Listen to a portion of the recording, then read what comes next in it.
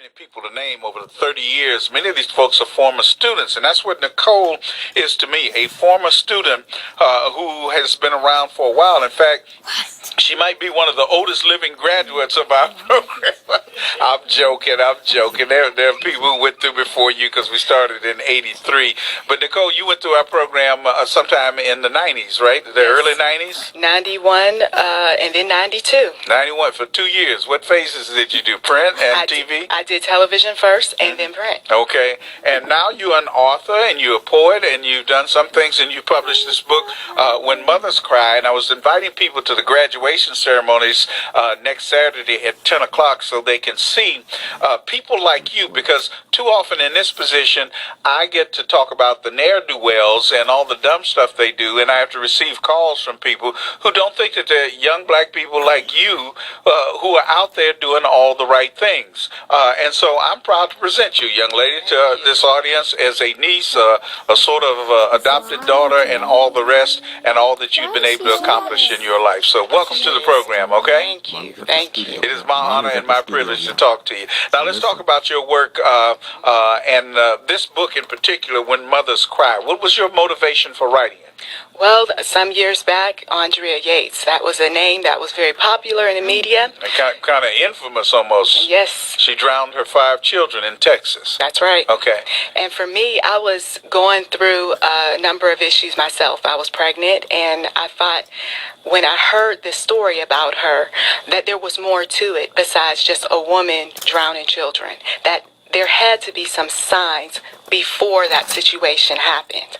And so as I started talking to other people about it, most people were saying, well, you know, she's crazy, she's this, she's that. Just dismissed it. Just dismissed it. But the reality is that so many women are going through postpartum depression. And it's not just lasting during a week. Baby blues, that's a situation that happens where a woman has had a baby, whether it's through a C-section or through a vaginal delivery, and then afterward there's so many emotions that she experiences because the body has been traumatized. Okay, and so with baby blues, it's a moment of crying, and or maybe it could be through the whole week. Or in my particular situation, I was struggling with my first son for a year, and some of the things that I experienced was I don't know if I want to be a mom. You write that not every woman wants to be a mother. Is that right? That's right. Because we start off in our lives as young girls who we think about things like baby dolls and toys and all of that, and it's real simple, it's real easy when you have the doll in front of you. Then over time, you can put that doll down and walk away. That's right. But the baby is a different matter. The baby's a different matter. And so we have these young people that are going out here, they're having the sex, they're not understanding or at least really experiencing the fact that things happen. The babies will be born, in that act of passion and all of that. You're going to have a life that you're going to eventually take care of sooner or later. For at least 18 years. For at least 18 years. And so here I was going through that whole process as a child, playing with the toys and so forth. But then once I got older, went off to college, the last thing you're thinking about is marriage and family. You're thinking about, career and traveling, networking, having a life that is exciting and fun. But sooner or later, that moment of passion is going to produce a child. And so for me at 24, I ended up having the baby. And when I had the baby, that was my first son, I didn't feel like I was ready for it, even at 24. So I could only imagine a child 13, 16, 18 years old bringing a child into the world. I read a story, it was in our news quiz today at the workshop to relate back to that. In Mississippi, they've just passed a new law that requires any minor child that gives birth to give umbilical cord blood so that they can identify the father and determine the paternity and maybe pursue statutory rape. And they said, as a sidebar to this story, in Mississippi, in half the counties in Mississippi, there is at least one female between the ages of 10 and 14 who gives birth. And so, picking up on your last comment, I can imagine if you're 24 and of childbearing years, if it's traumatic for you, what it must be like for a 10 to 14-year-old girl. I have a statistic in 2010 here in Pennsylvania. They had 24,615 reports of child abuse, of which more than 1,500 were here in Allegheny County. Wow. So that just goes to show you that there are people in this world that are not ready for the children, and they're struggling in their minds. The baby is crying. The baby needs Pampers. I don't know if we're going to be able to make it. I don't have the support system. All of these issues are floating through their mind, but yet they're still supposed to maintain control. They're still supposed to accept the fact that I'm a mother, I'm a father, I'm happy with this. A lot of people will put on a false front. They'll deal with it behind closed doors. All right. I'm going to cut you off there because we need to take this break, and we're going to pick that thought up. Nicholl McGuire is our guest. She's the author of When Mothers Cry. We're talking about her book and why mothers cry, and some that are ready for motherhood and some that are not. We'll talk about relationships, the father's role, and all the rest when we return. Stay with us.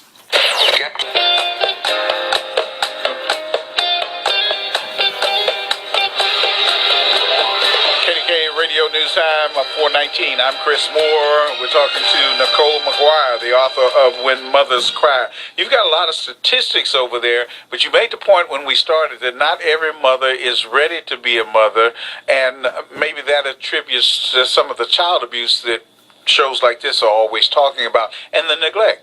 That's right. Children that are being affected with this abuse is between the ages of 0 and 4. There was 377 children that died in PA, and that was during the 2002 through 2010 years. So that basically breaks down to nearly one child every week. Wow. For that period of years? Yes. Wow. And then in 2010, 91% of child abuse-related deaths occurred among our very young. Okay, let's go back. You're young, you're not married yet. That's and right. You meet Mr. Right. Okay. Is he ready to be a dad, even if you get together and you get married? What happens? Things change. That body and six-pack that he had and the body and the shapely figure that she had starts to change, particularly with the children.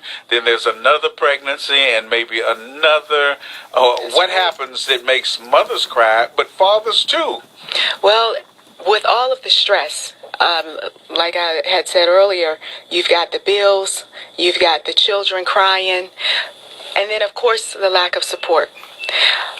Those couples that survive, I noticed, are the ones that got grandma, grandpa involved. They've got the cousins. They have the money for the child care.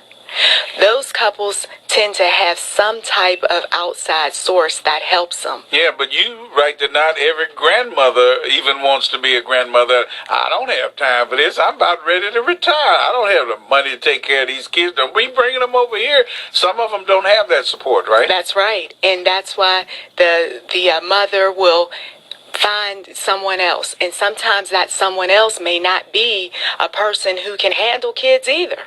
And so then she will go pick up her child, find bruises on the arm, find, markings on their faces. And you going to report your own mother, the grandmother, for this? What happened? There's a conundrum there. There is.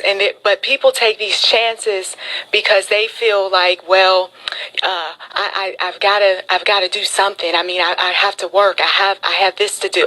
My relationship, I want my relationship to last. Maybe if I get the kids out the house, maybe he'll stick around. I mean, people have so many different reasons as to why they take these chances. But I'm here to say today that we need to pay closer attention to the signs. There are signs that mothers give off, as well as fathers that say, enough is enough, I'm tired, somebody take these kids from me. Some of those signs is the irritability, impatience, yelling unnecessarily. Sometimes there is there's this need to want to leave. The man will just leave and go and visit people, or the woman, she'll go and she'll leave. Sometimes with that's notice. Why the divorce rate in America hovers somewhere around 50%? I believe that has a factor. The family, they're not ready mentally, physically. Maybe they've even seen bad examples of people around them that just didn't really want children themselves. And so now they're like, well, you know what? I don't think this is for me. You wanted this baby. I didn't. And next thing you know, mom is out the door or dad is out the door, and dad is looking for somebody who doesn't have all those kids, or mom is looking for somebody. We're just going to end up with the same situation. Sooner or later, because somebody, as long as she can give birth, she's going to get pregnant. You talk about mothers crying when they drop their children off to child care. I'm leaving this kid with strangers. Yeah. I don't know how I feel about that. What was that like for you personally? And what do you think it's like for other mothers who are taking that baby and dropping them off and forced to go to work these days? Going back to my first child, I was in that position where I had no choice but to go back to work after 6 weeks, having delivered him via C-section. I remember feeling the pain, sitting behind the desk typing. I had emotional issues even on the job. Sometimes I would go to the bathroom and just cry because I knew that he was too small for me to be away from, but at the same time, I had to be at the job to get the money in order to take care of him. He needed diapers. He needed formula. I did have the support system with 2 sets of grandparents at the time, in addition to the father who was there. He worked graveyard shift.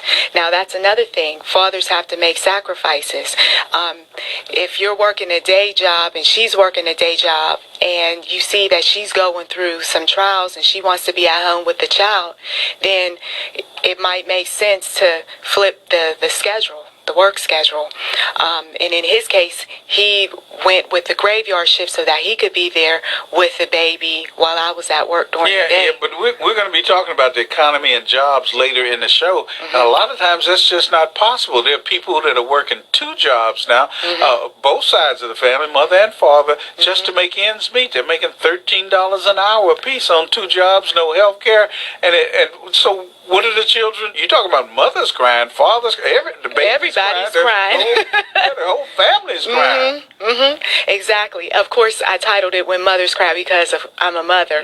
But there's been fathers that I've spoken to that have said, "Well, when's my book coming out?" Well, maybe that's next. That's the sequel, right? Yeah, definitely. And I'm willing to go all out for that. But I will tell you that, okay, that was the first child, had the support system. But then the next children, oh no, it wasn't going to be so easy because I have a total of four boys.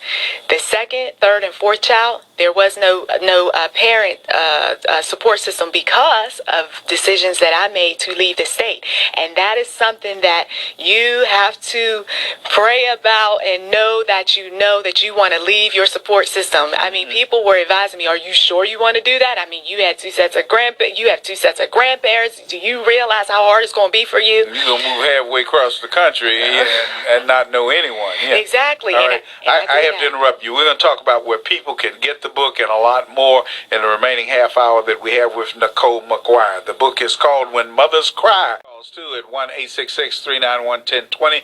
You can write us at the Dollar Bank Instant Access Center at our website, kdka.com. Nicholl, I am sure that there are some people listening and say, these young women just can't handle it. My grandmother raised 10 kids, and my grandfather died when the oldest was 6, right? And they go on and on and on. And they think women these days are soft. What would you say to somebody who has that attitude? Well, I would say that we need to pay close attention to some of these women because they, unfortunately, are going through mental illness. Mom, grandma, back in the day, maybe they didn't have those types of issues. But there are women that have multiple personality disorder, psychosis, schizo, as they say, schizophrenic. There's a lot of things that are going on out there in a woman's mind, and if we're not paying attention to when she is stressed and irritable and she's yelling and she's saying things that you know is not typical of her, it's time to step up to the plate. We can't say, well, your grandmother was able to handle 7 kids. How come you can't handle it? Or, we can't put all that pressure on a woman who okay, she was such a sweetheart and she was paying attention to me and she was cooking and cleaning, and now she's acting evil and crazy, and what's wrong with her, and taking on that type of attitude. You remember the Susan Smith case? Oh, wow. Okay, she killed her 2 young sons, rolled them, and which was incredible to me, rolled them into this a creek or pond or something while they were strapped in their child seats in the back of the car. We won't get into any of the motivations of the things that she said after that. But here's the thing. I wondered at the time, once the truth came out about what she did, how could any mother do that? I wondered the same thing about the case in Texas that you mentioned too. And you maintain that it is part of this postpartum depression, the things that people are going through and that sort of thing.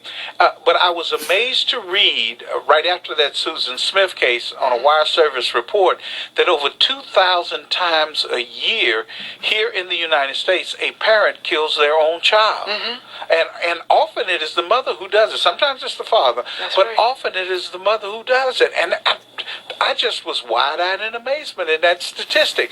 Are people able to get that kind of help, particularly here in Western Pennsylvania or Allegheny County? There is one place. Just one? Just one that I looked up, and I met these women at a festival not that long ago. It's called Jeremiah's Place. They're on the internet, Pittsburgh Relief Nursery, and basically they call themselves a crisis nursery. They will provide no-cost emergency care for young children up to age 6. So if a mother is at that place where she cannot handle the children, she can bring them over to this facility, and they will take care of the child. Do you think that this is a hidden problem that people just don't know? I think in some cases it is. Of course, depending on the family, because some people, they are aware that some moms just can't handle the children, and that's why grandmothers will step up to the plate, aunts, uncles. But other ones, they're good actors. I've come across some women who are good actors. I've been at the playground, and I notice how there's just subtle things, like a mother who will talk a certain way to a child, real impatient and angry, and then when you come along, oh, hi, how are you? And she'll put on this front as if she's got everything together. Don't do that. But I'll see the signs, and then that's when at that time, when I would take my kids, and they were real young then, to the playground, I would come over and I'd start just talking to her. And then that way it eases some of the pressure, or offering a baby wipe, or just helping her out in some way. And I noticed that people, there are just people that will just reach out and help others. On the bus, for instance, I saw women who were struggling with their strollers, and the guys were coming over and closing up the strollers for them. That is such a big thing to a mother. You mean strangers or strangers? Or the father? Okay, strangers. okay. And then there's fathers too that will travel, and they'll help out with the bottle.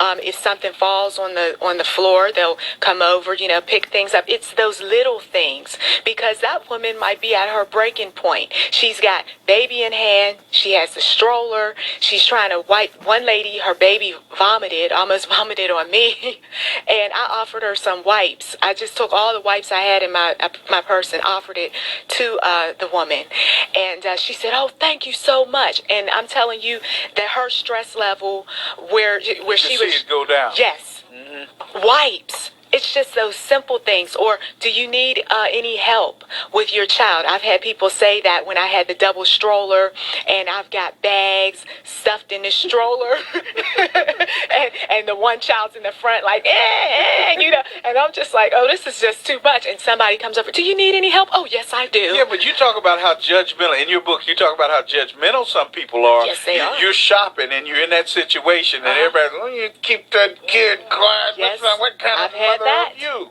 I've had that, and sometimes I've given them the dirty look. I admit, just like, look, you know how this is. You could at least, give my child a toy or something, or put something in their hand, just anything. But the truth of the matter is that as long as people are paying attention and they see that there is something not quite right and they're offering that assistance, you just don't know. You might be saving that child's life. On When Mothers Cry, that's whenmotherscry.blogspot.com. That's where the book is available? Well, the book is available on Amazon.com. Mm-hmm. You could also purchase it on the blog as well.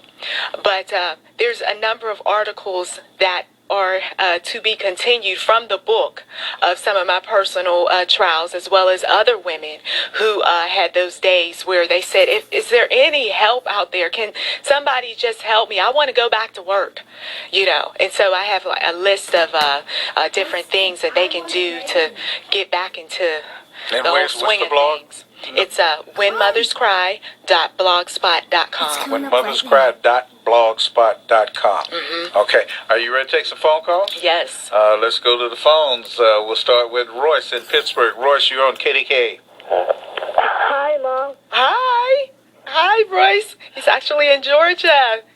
That's my son. Oh. How are you? You're salting the audience, okay? I'm good. That's good. How? I just wanted to say that we're proud of you. Oh, thank you so much. He's 6 years old. You salted the audience. We love you. And we can't wait until you get home. Oh, thank you. I love you too. Thank you, Royce. You're welcome. All right, bye-bye. Bye-bye. You're salting the audience here. All right. What's some of these people who are angry at you to give us a call? 1-866-391-1020 is the number. Let's go to Furman in Georgia. Is this a relative too? Hello?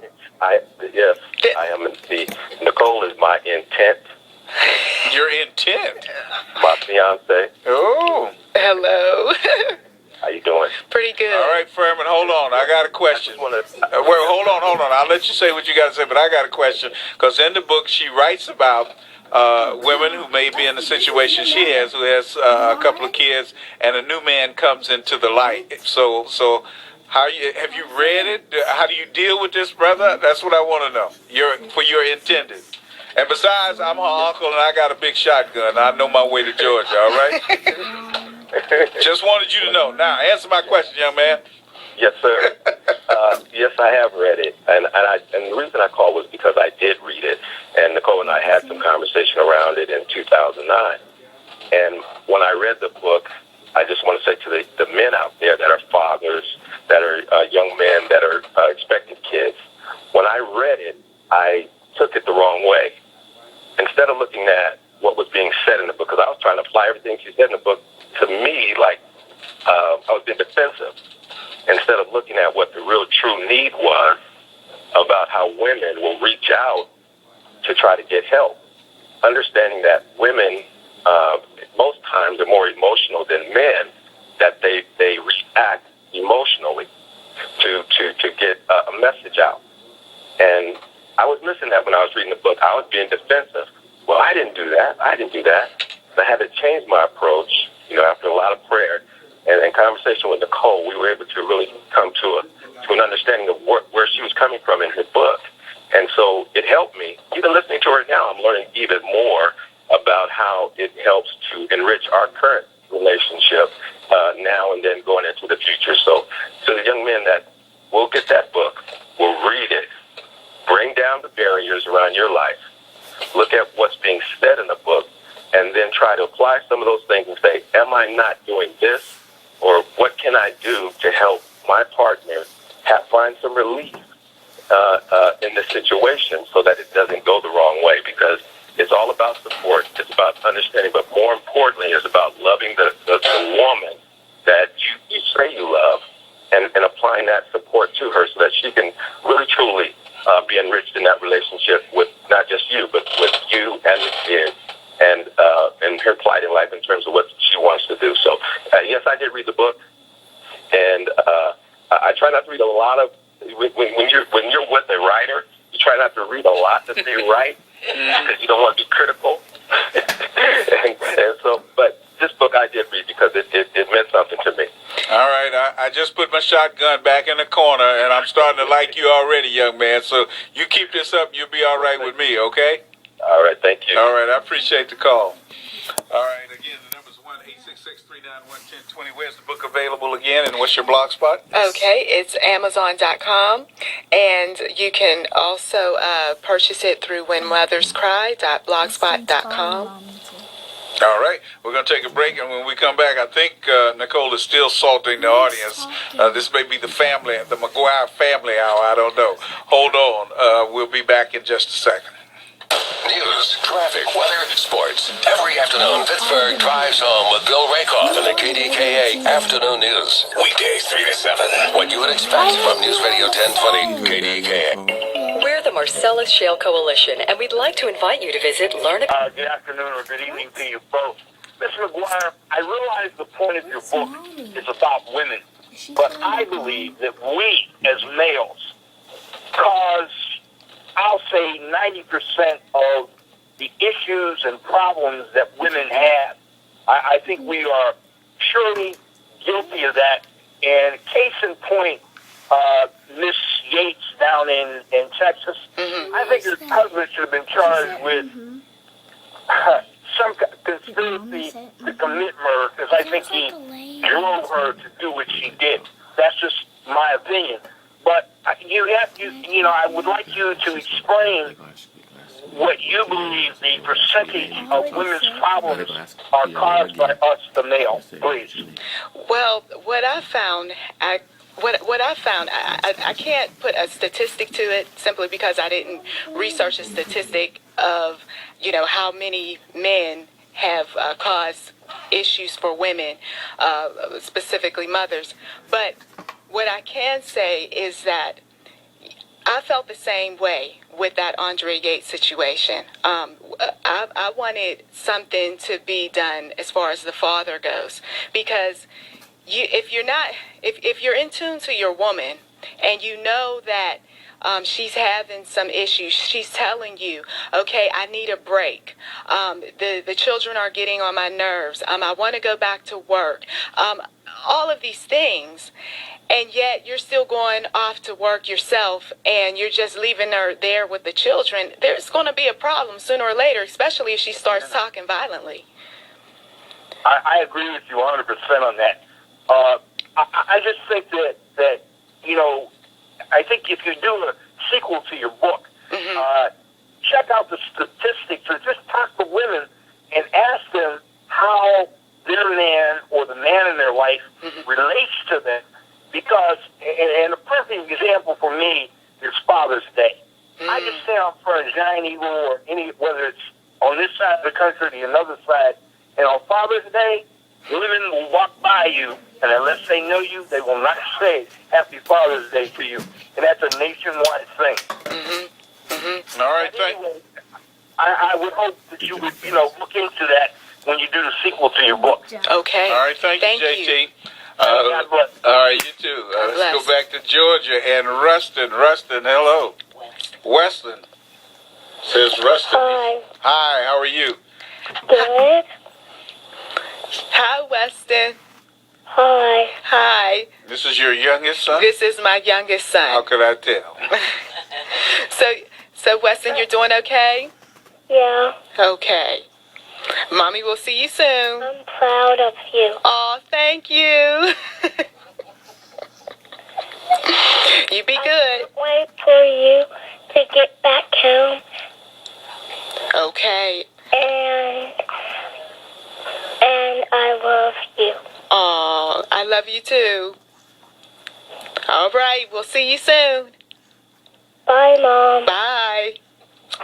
Could you ask for anything more? All right, we've got about 3.5 minutes. What do you want people to know about the book, When Mothers Cry, your motivation for writing it, and particularly how they can get help, and families too, because as JT made the point, fathers are part of this. Well, First and foremost, I just want to say that I did do a lot of praying when I wrote this book. And the subject matter that we didn't get into today, because it's just a lot of issues that mothers do face. But this book is for the woman who is struggling with being a mother. It's also for those people who are trying to understand what is going on with this woman now that she's a mom. Why is she so different? Why is she, even for some of the men, why is she starting to really work my nerves? You know, this book is here for people who need a support system. If you aren't the type that like to go out and talk to people or get on the phone and talk to a support group, because they are out there. I went on the internet myself and I saw the meetups here in Pennsylvania. I mean, they have a meetup for work-at-home mothers. They have a meetup for stay-at-home mothers. They have a meetup for divorced mothers. There's so many meetups. So if you are the type of person that you want to reach out to someone because you are stressed, there's also the churches. And I must say that every time I'm away from my kids, I always find a church to just relax and give my burdens over to the Lord. And of course, we talked about the crisis nursery. Please do check for other crisis nurseries in your state. Find out if there is something out there for a mother who's struggling and get that information to her. And those are the important parts. And unfortunately, there's a lack of resources for mothers who are struggling like this. As far as dropping your child off without having to pay, yes. Do you think that part of this is because of the stress of modern American life? A lot of times people will call here when we're discussing motherhood and fatherhood and why parents aren't doing what they're supposed to and why kids act out like they are supposed to, is because they think that people want too much. They want too many nice cars, too big of a house, too many big screen TVs, too many games for the kids, that people are caught up in material things. Do you think that that's one of the things that makes mothers cry? I think so. Octomom, if you remember all of her children, yeah. One thing that she said is less is best. And I carried that quote because less is best. The less you have. She can say that, but she's talking about material things, not about children. Things. Right, oh, okay. right. I was confused for a second. Material things. And that is so true. The more you give, the more issues you're going to have. The arguing is going to take place with the video games. It's going to take place with the how much the child is eating. All of those arguments are going to show up. We didn't even get into food and feeding the kids and all the other overeating problems and all the clothes and shoes and everything else. The more you give them, the more issues you're going to have, and those issues with your child become issues within your relationship. All right, 20 seconds to you. Where can people get the book, and tell me about your blog spot quickly? Okay, whenmotherscry.blogspot.com. You can get the book on Amazon.com, and I will tell you that you will definitely get a lot more if you stop over at that blog and check out the book. All right. Well, I enjoyed reading the book, Nicholl, and I am so proud of you, young lady. Know that you've turned into quite a young lady and a beautiful mom, too. I appreciate it. Just like your sons. I love you. You take care of yourself. All right. Okay, stay in touch. Too, Mr. Moore. All Thank right, you. Bye-bye.